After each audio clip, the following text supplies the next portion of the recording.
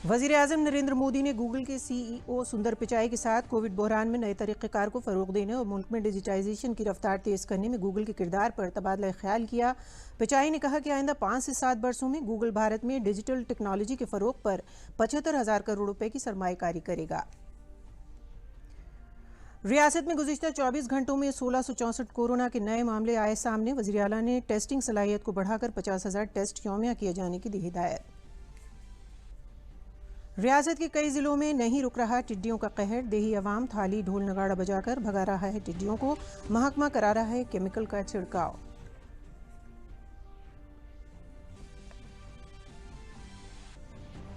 और सावन का दूसरा सोमवार आज सभी मंदिरों में सोशल डिस्टेंसिंग के साथ अकीदतमंदों ने किया जल अभिषेक। बगैर मास्क के मंदिरों में दाखिला ममनू।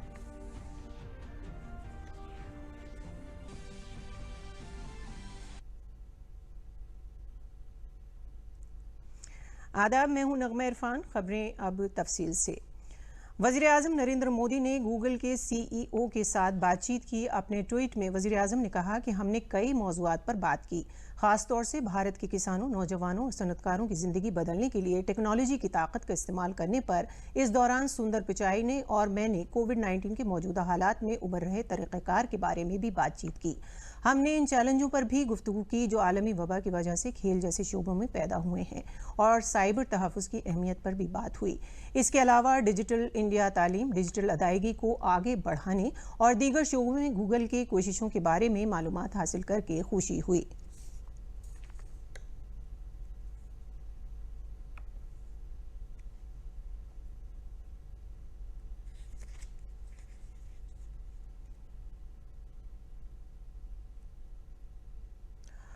गूगल के सीईओ सुंदर पिचाई ने भारत में आइंदा 5 से 7 सालों में 75,000 करोड़ रुपए के सरमायाकारी का ऐलान किया है। कंपनी सरमायाकारी Google for India digital fund के जरिए करेगी। हिंदुस्तानी निजात पिचाई ने गूगल फॉर इंडिया प्रोग्राम के खिताब करते हुए कहा कि कंपनी का ये ऐलान भारत के मुस्तकबिल और डिजिटल मईशत निज़ाम में कंपनी के मुस्तकबिल को जाहिर करता है। गूगल फॉर इंडिया का ये छठा एडिशन है। Investments will focus on 4 areas important to India's digitization. First, enabling affordable access and information to every Indian in their own language, whether it's Hindi, Tamil, Punjabi, or any other. Second, building new products and services that are deeply relevant to India's unique needs. Third, empowering businesses as they continue or embark on their digital transformation. Fourth, leveraging technology and AI for social good in areas like health, education, and agriculture. As we make these investments, we look forward to working alongside Prime Minister Modi and the Indian government, as well as Indian businesses of all sizes, to realize a shared vision for a digital India. रियासत में corona virus के बढ़ते खतरे के मद्देनजर वज़ीर आला योगी आदित्यनाथ ने टेस्टिंग की सलाहियत को बढ़ाकर 50,000 यौमिया किए जाने की हिदायत दी है। प्रिंसिपल सेक्रेटरी दाखिला अवनीश अवस्थी ने प्रेस कॉन्फ्रेंस में इत्तला दी कि वज़ीर आला ने जिला वाराणसी, बलिया, गाजियाबाद और झांसी में सैंपल कलेक्शन में इजाफा करने को कहा। इसके अलावा वज़ीर आला ने हफ्ते वाराना लॉकडाउन के दौरान बाजारों में सफाई और सैनिटाइजेशन की खुसूसी मुहिम चलाने की हिदायत भी दी। जिला वाराणसी, झांसी, कानपुर शहर, बरेली, देवरिया, गोरखपुर, बलिया और आजमगढ़ में खास एहतियात बरतने की भी हिदायत दी। वज़ीर आला ने कहा कि सोशल डिस्टेंसिंग और मास्क के इस्तेमाल को जिंदगी का हिस्सा बनाना होगा।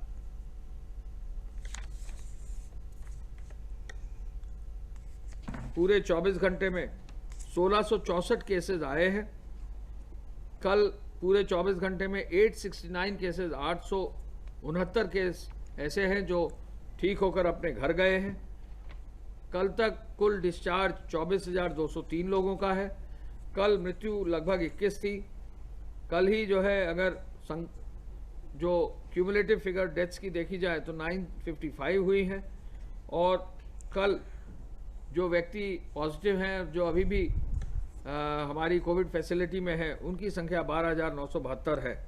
तो इस प्रकार कल जो है 869 लोग अपने घर जा चुके हैं, और अब तक कुल मिला के 24,203 से अधिक लोग जो है घर जा चुके हैं। रियासत में गुज़िश्ता 24 घंटों में 1664 कोरोना वायरस के नए मामले सामने आए हैं, जबकि 869 लोग कोरोना से ठीक होकर घर जा चुके हैं। रियासत में अब तक कुल 24,203 लोग कोरोना से मुकम्मल तौर पर सेहतयाब हुए हैं। फिलहाल रियासत में कोरोना एक्टिव मामलों की तादाद 12,972 है। उत्तर प्रदेश सरकार ने एक बड़ा फैसला किया है।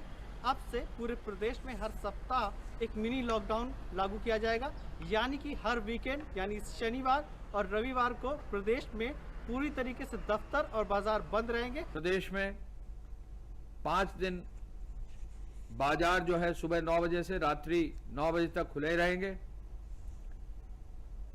और शनिवार और इतवार बाजार बंद रहेंगे। सरकार ने ये अहम फैसला इसलिए लिया है ताकि जो कोरोना का संक्रमण बढ़ रहा है उसके खतरे को कम से कम कोरोना के मद्देनजर उत्तर प्रदेश के वजीर आला योगी आदित्यनाथ ने एक अहम फैसले में पूरी रियासत में हफ्तेवार लॉकडाउन करने का ऐलान किया है। अब सभी बाजार पीर से जुमे तक खुलेंगे और शनिचर और इतवार को बंद रहेंगे। देखते हैं दूरदर्शन नामानिगार अमित कन्नौजिया की ये रिपोर्ट। कोरोना संक्रमण को देखते हुए उत्तर प्रदेश सरकार ने एक बड़ा फैसला किया है। अब से पूरे प्रदेश में हर सप्ताह एक मिनी लॉकडाउन लागू किया जाएगा, यानी कि हर वीकेंड यानी शनिवार और रविवार को प्रदेश में पूरी तरीके से दफ्तर और बाजार बंद रहेंगे। प्रदेश में 5 दिन बाजार जो है सुबह 9 बजे से रात्रि 9 बजे तक खुले रहेंगे और शनिवार और इतवार बाजार बंद रहेंगे। सरकार ने ये अहम फैसला इसलिए लिया है ताकि जो कोरोना का संक्रमण बढ़ रहा है उसके खतरे को कम से कम किया जा सके, उस पर नियंत्रण लाया जा सके। तो व्यापारियों के लिए निश्चित एक अच्छा कदम है। अगर इसको हम बढ़ते हुए रूप में देखें तो आज जिस तरह से प्रदेश में कोरोना का प्रकोप बढ़ रहा है, आदरणीय मुख्यमंत्री जी द्वारा जो ये कदम लिया गया है, उठाया गया है, निश्चित एक अच्छा कदम होगा। इससे हम इस महामारी को रोकने में सफल होंगे। उन 2 दिनों में पूरे प्रदेश में सैनिटाइजेशन किया जाएगा, साथ ही संचारी रोगों को रोकने के लिए जरूरी रोकथाम वाले कदम उठाए जाएंगे। गवर्नमेंट ने जो 2 दिन का वीकेंड लॉकडाउन करने का सोचा है, ये काफ़ी सराहनीय है।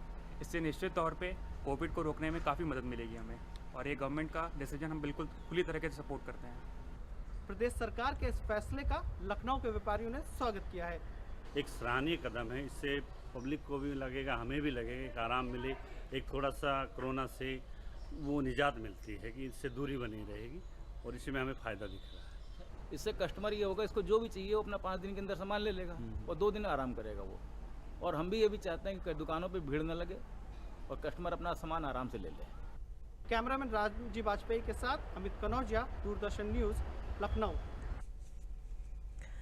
कोविड-19 वायरस को फैलने से रोकने के मकसद से पूरी रियासत में 2 दिन का लॉकडाउन किया गया। इसके मौसर तरीके से नाफिज कराए जाने के लिए गाजियाबाद पुलिस और इंतजामिया ने आवाम से इस लॉकडाउन पर अमल करने की अपील की। वज़ीर आला की हिदायत के मुताबिक पूरे ज़िले में सैनिटाइजेशन और सफाई का काम करवाया जा रहा है।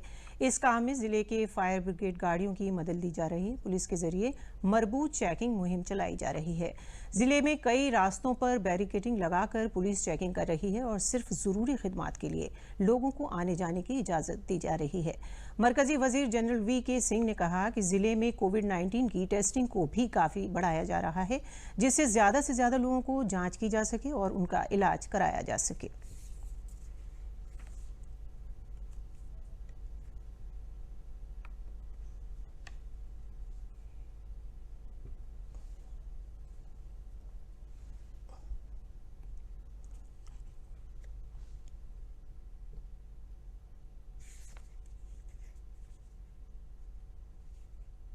गाजियाबाद के अंदर टेस्टिंग हमने बढ़ा दी। जैसे कल 4000 लोगों की टेस्टिंग हुई और अब तक जो टेस्टिंग होती है उसका एक नतीजा ये रहा है कि 7 से 8% लोग बाग संक्रमित पाए जाते हैं, चाहे वो सिम्टम्स दिखे या ना दिखे। तो इसलिए जितनी ज़्यादा टेस्टिंग होगी उतने आपको केस ज़्यादा दिखेंगे। लेकिन साथ साथ हमारे जो लोग ठीक होकर जा रहे हैं वो दर तकरीबन 60% है और एक बहुत बड़ी चीज़ है। अब मुझे आशा है कि जो संक्रमण जो दिख नहीं रहा है वो टेस्टिंग से जब निकलेगा तो उनको ठीक करने में मदद मिलेगी, लोग बहुत स्वस्थ रहेंगे। मरकजी वजीर बराए मेहनत और रोजगार संतोष गंगवार ने नगर निगम बरेली के अफसरान के साथ मीटिंग कर स्मार्ट सिटी स्कीम का जायजा लिया। उन्होंने स्मार्ट सिटी स्कीम के तहत हो रहे कामों की सुस्त रफ्तार पर नाराजगी जाहिर की और स्कीम के कामों में तेजी लाने की हिदायत दी। मरकजी वजीर ने स्मार्ट सिटी के तहत शहर के दरमियान में बने अर्बन हार्ट की शक्ल बदलने और उसकी जगह नए स्कीम लाने की हिदायत दी। उन्होंने कहा कि अर्बन हार्ट के पास काफ़ी ज़मीन है जिसका इस्तेमाल दीगर स्कीमों के लिए किया जा सकता है। उन्होंने अर्बन हार्ट की शक्ल को बदलने के लिए अवामी नुमाइंदों से भी तजावीज़ मांगी हैं।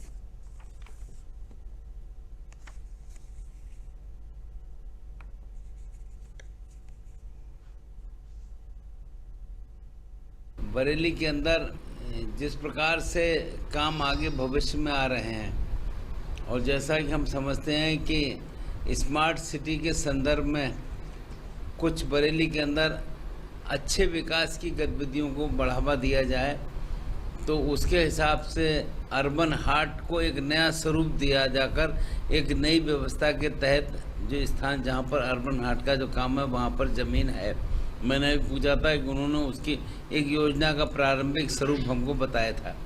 मैंने अभी उनसे कहा है कि सारे जनप्रतिनिधियों के साथ अगले सप्ताह में इसमें बैठिए और इसमें क्या क्या हमारी व्यवस्थाएं हैं और क्या क्या हम उसमें जोड़ना चाहते हैं और हम भविष्य की क्या योजना बनाना चाहते हैं। तो एक करीब 100 करोड़ की एक योजना उनके दिमाग में है जो प्रस्तावित की गई है। अब मुझे लगता है एक सप्ताह के अंदर हम लोग उस पर बात करेंगे और उसके हिसाब से अपने सुझाव देने का काम करेंगे। टिड्डी दल बाराबंकी की जानिब से घाघरा नदी को पार करके गोंडा पहुंच गया है। गोंडा की तहसील करनैलगंज की नखरा, भभुआ, चतौनी, कोनहटा, रामगढ़, पंचमढ़ी, अहरोरा, गुरवलिया वगैरह गांव में टिड्डियों ने खूब कहर बर्पा किया। डिप्टी डायरेक्टर ज़राअत मुकुल तिवारी ने बताया कि टिड्डियों का दल लाखों करोड़ की तादाद में बाग की पेड़ों पर जहां भी बैठा उनकी भारी तादाद और वजन की वजह से पेड़ और डालें झुकी नजर आईं। देही लोग थाली, ढोल, नगाड़ा बजाकर टिड्डियों को भगा रहे हैं, जबकि महकमे की जानिब से केमिकल का छिड़काव भी कराया जा रहा है। उन्होंने कहा कि गोंडा में टिड्डी दल रुकता है तो ड्रोन कैमरे की मदद से दवा का छिड़काव कराया जाएगा।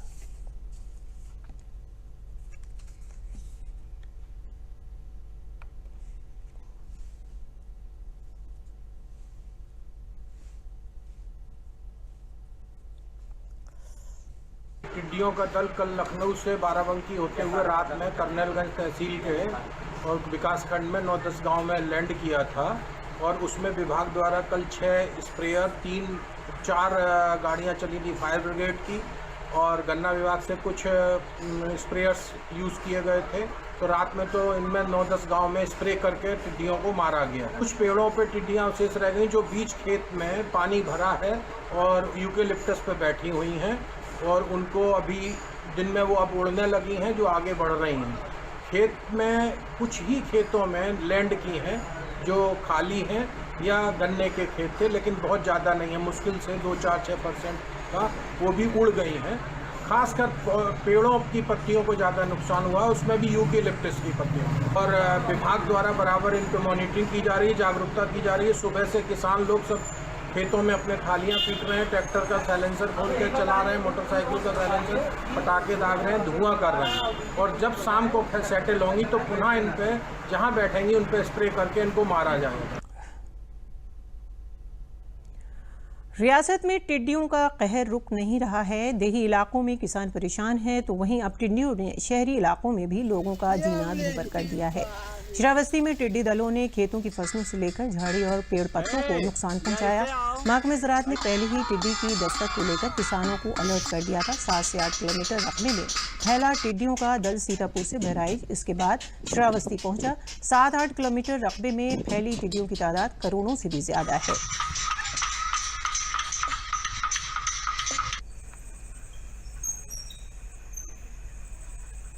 टिड्डियों का झुंड आया, हम लोग परेशान हो गए, फिर खेतों में गिरने लगी, खेत को चरने लगी। उस समय हम लोग थाली, पूरे गांव के लोग थाली बाजा बजाने लगे, आवाज़ किया, शोर नाद सुन करके कुछ टिड्डिया का झुंड तो भाटा, लेकिन बाकी लोग चर रही थी। जब देखा कि फसल का नुकसान बहुत हो रहा है तो जिला प्रशासन को फ़ोन किया गया। जिला कृषि अधिकारी, TPO और जिला उद्यान अधिकारी मौके पर पहुंच गए। आकर के संचित राम वर्मा, ग्राम प्रधान गिलौली की सहायता से उन्होंने उनकी मशीन मंगवाया और मशीन में दवा डलवा करके पूरे गांव में के खेतों में छिड़काव कराया, जिससे टिड्डियाँ नियंत्रित हो गई और नियंत्रण होने के बाद हम लोग को तब शाम को राहत। अब इस समय अगर कहीं टिड्डी बैठती हैं तो उन पर मतलब कि छिड़काव रसायन का पूरे तरीके से करते हुए उनको ख़त्म करने का प्रयास किया जाएगा। इसके लिए हमारे पास 2 अग्निशमन बसें हैं और इसके बाद में माउंट स्प्रेयर हमारे पास 4 हैं लगभग, और वो हमारे साथ चले, जैसा कि अभी एक गया है अग्निशमन यंत्र, और इसके बाद में जो भी कार्रवाई होगी वो हम करेंगे। मुसलसल हो रही बारिश के सबब दरिया घाघरा की आबी सतह खतरे के निशान से ऊपर पहुंच गई है। अम्बेडकर नगर जिले के टांडा और आलापुर तहसील इलाकों से होकर गुजरने वाली घाघरा नदी में सैलाब की सूरत हाल से इसके किनारे बसने वाली आबादी को खतरा लाहक हो गया है। इसके अलावा मांझा इलाकों में धान की फसल भी सैलाब की जद में आ गई है। सैलाब मुतासरा इलाकों में लोग इंतजामिया से मदद का मुतालबा कर रहे हैं। वजीर आला की हिदायत पर अयोध्या मंतक़े के कमिश्नर MP अग्रवाल ने सफाई मुहिम और सैलाब की सूरत हाल का जायजा लिया। उन्होंने बताया कि सैलाब से निपटने के लिए सारे बंदोबस्त कर लिए गए हैं। किसी भी किस्म का जानी माली और मवेशियों का नुकसान नहीं होने दिया जाएगा।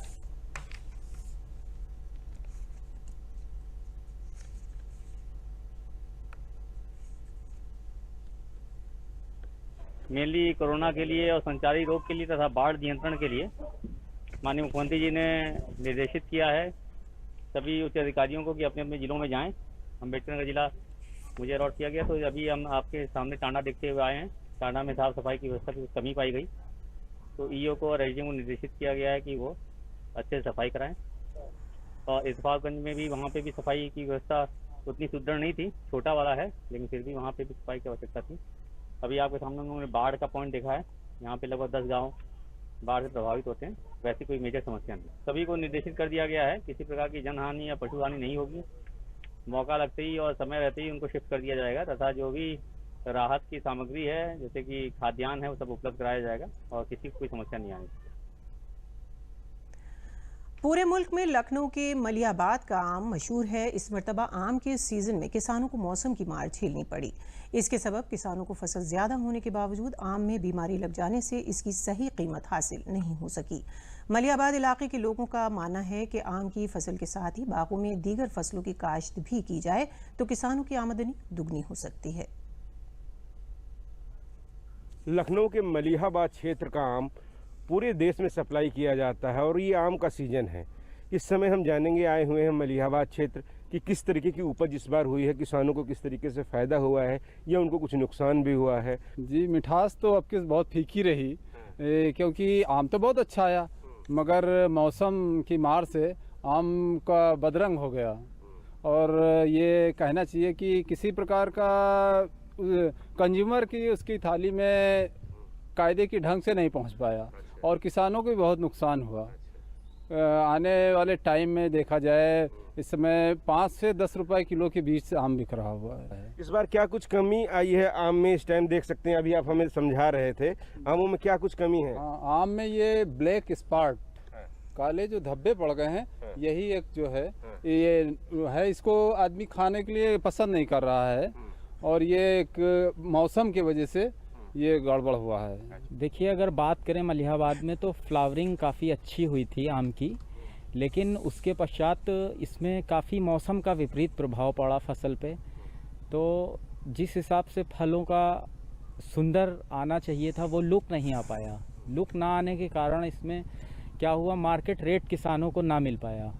ठीक है, और यहाँ पे सबसे बड़ी समस्या किसानों के लिए ये है कि हम किसान प्रोडक्शन तो इसका कर लेते हैं और मंडी में भी जो है लोकल भेज के उसका बाहर सप्लाई करवा देते हैं, लेकिन इससे किसानों को वो आमदनी नहीं हो पाती। अगर यहाँ पे मलिहाबाद क्षेत्र में कोई प्रोसेसिंग यूनिट डाल दी जाए तो इससे ज़्यादा किसानों को जो है फ़ायदा होगा।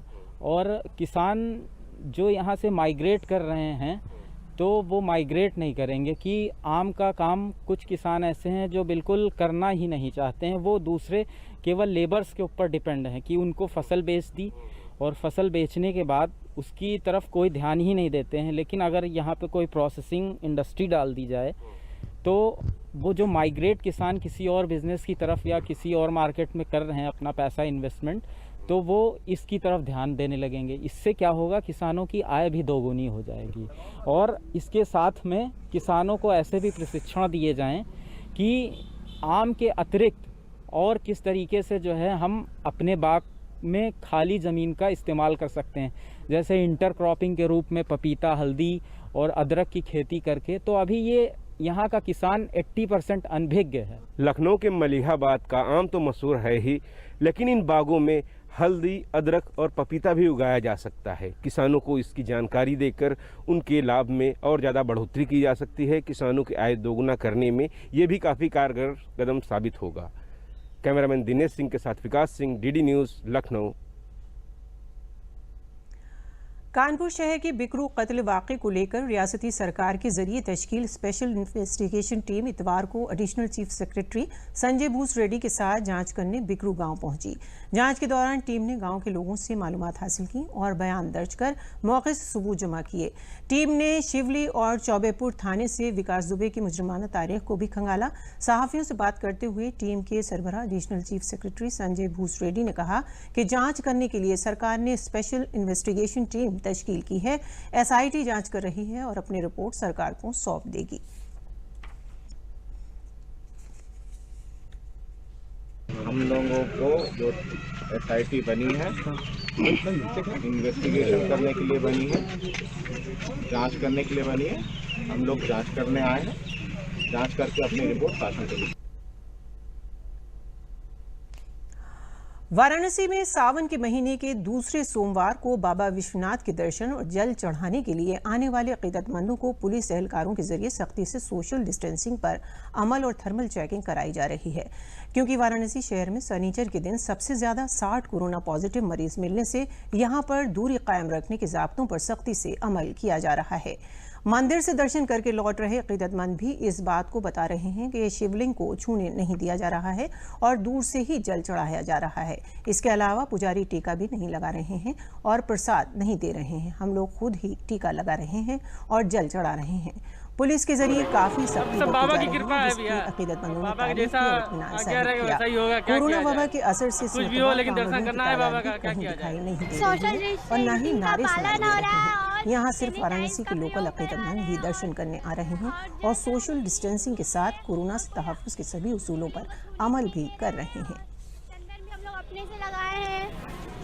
दर्शन में सोशल डिस्टेंसिंग का बहुत कड़े तरीके से फॉलो किया जा रहा है और बहुत दूरी पे रह के लोग फॉलो कर रहे हैं। चंदन टीका किसी को नहीं लगाने दिया जा रहा है, शिवलिंग छूने नहीं दिया जा रहा है और दूर से ही एक मटके में अपना जल डाल दे रहे हैं और वो शिवलिंग पे जाके गिर जा रहा है। आज सावन के दूसरे सोमवार पर अकीदतमंदों ने शिव मंदिरों में जाकर पूजा अर्चना की। लखनऊ के मनकामेश्वर मंदिर में अकीदतमंदों ने सोशल डिस्टेंसिंग के साथ जल चढ़ाया। इस दौरान मंदिर में बगैर मास्क के दाखिला ममनू रहा। आज सावन के दूसरे सोमवार को लखनऊ के मनकामेश्वर मंदिर में भक्त आए हुए हैं भगवान शिव पर जल अर्पित करने के लिए। हम देख सकते हैं हमारे पीछे किस तरीके से लोग आ रहे हैं, लेकिन इस बार जो सोशल डिस्टेंसिंग का पालन किया जा रहा है, कोरोना वायरस संक्रमण के दौरान जो कुछ नियम कायदे बताए गए हैं उनका यहाँ पर अनुपालन करते हुए देखा जा रहा है। सभी लोग दूरी बनाकर आ रहे हैं और एक एक करके मंदिर के अंदर नहीं जा रहे हैं। मूर्ति को छूना यहाँ पर मना है, बाहर से ही अभिषेक कर रहे हैं। हम जानेंगे किस तरीके से क्या कुछ सावधानियाँ बरती जा रही हैं यहाँ पे इस बार। थर्मल स्क्रीनिंग हो रही है, सैनिटाइज हो रहा है और अंदर गर्भगृह में जाने को नहीं दिया जा रहा है। यहीं से आप देख रहे होंगे थाल लगाया गया है, इसी के थ्रू पानी अंदर जल और दूध जो भी चढ़ रहा है वो इसी के थ्रू जाया जा रहा है। कितने से कितने बजे तक दर्शन कर सकते हैं सोमवार? सुबह 5 बजे से लेकर रात्रि 10 बजे तक। सुबह 5 बजे से लेकर रात्रि 10 बजे तक आप भी सावन के सोमवार को यहाँ आकर भगवान शिव की पूजा अर्चना कर सकते हैं, लेकिन विशेष बातों का ध्यान रखना होगा। आपको सोशल डिस्टेंसिंग का पालन करना होगा, सैनिटाइजर का प्रयोग करना होगा और कोई भी व्यक्ति बिना मास्क के यहाँ पर लगाए हुए नहीं आ सकता है। इस बात का यहाँ प्रॉपर ध्यान दिया जा रहा है। महंत दिव्या गिरी जी हैं हमारे साथ, इस मंदिर की प्रमुख, जानते हैं उनसे क्या कुछ यहाँ पर विशेष एहतियात बरती जा रही हैं। कोरोना संक्रमण के दौरान सावन के सोमवार में भक्त आते हैं, लेकिन क्या कुछ ख्याल रखा जा रहा है जिससे वो भगवान शिव की आराधना पूजन अर्चन कर सकें? जी, चूँकि 8 जून को जब मंदिर खुले थे तो जो प्रशासन की गाइडलाइन थी उसके अनुसार तो हम लोग सारे एहतियात कर रहे थे और जो उनके अनुसार दिशा निर्देश था कि मास्क लगा के ही प्रवेश करें अंदर के लिए, गेट पे इनको सैनिटाइज कर दिया जाए। दूसरा जो सबसे चुनौतीपूर्ण कार्य था वो हम लोगों की ये कि उन्होंने बोला कि विग्रह नहीं स्पर्श करना है, मूर्ति स्पर्श नहीं होगी। तो 1 वीक का ही हम लोग के पास समय था, 1 या 2 तारीख को निर्णय हो रहा था और 8 जून को मंदिर खुलना था।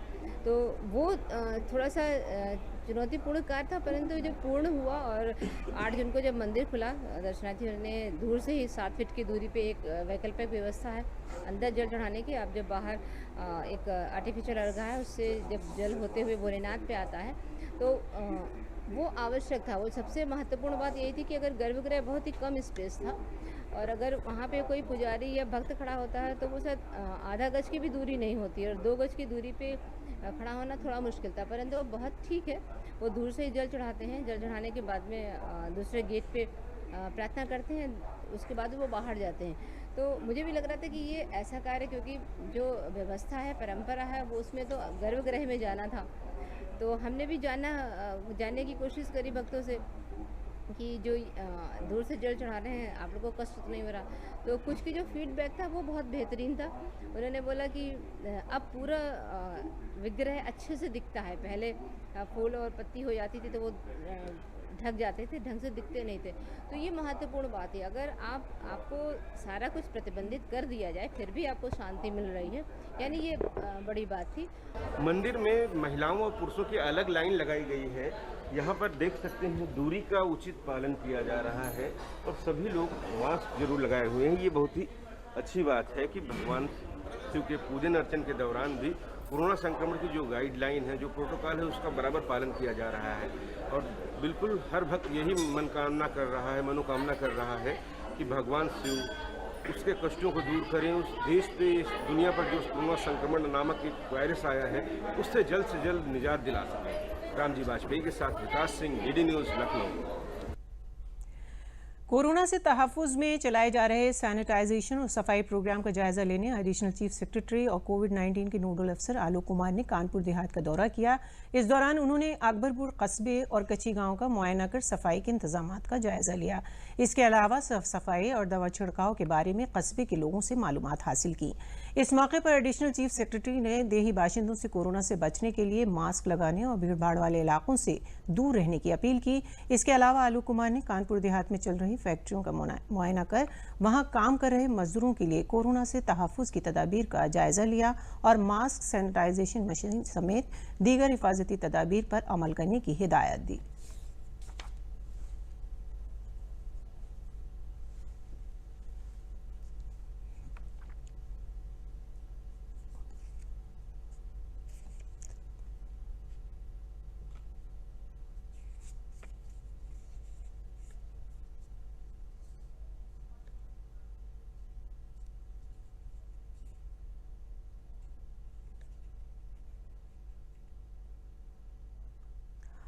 प्रयागराज जिले के जसरा ब्लॉक के बुदावा गांव के किसान त्रिभुवन नाथ पटेल काले धान की खेती करके दूसरे किसानों को मुतासिर कर रहे हैं। जिले के 5 दर्जन से ज्यादा किसान धान की खेती कर रहे हैं। त्रिभुवन नाथ पटेल ने बताया कि ये काला धान शुगर फ्री होता है, साथ ही ब्लड प्रेशर में दवा का काम भी करता है।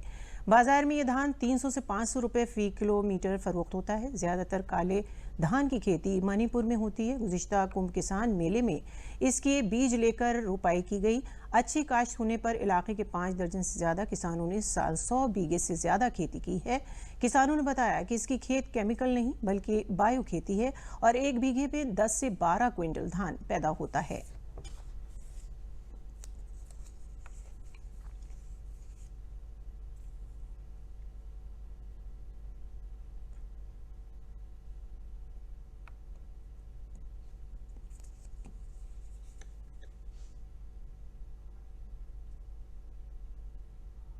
हमने थोड़ा से 5 बिस्वा तक काला धान लगाया था और उसका फ़ायदा ये हुआ हमको कि हमारी खाद से वो पैदा हो गया। हम वर्मी कंपोस्ट बनाते हैं, उसी खाद को डाल के हमारा पैदा हो गया और लगभग 5 बिस्वे में लगभग 1.5-2 कुंटल तक के पैदावार मिल गई बिना खाद के।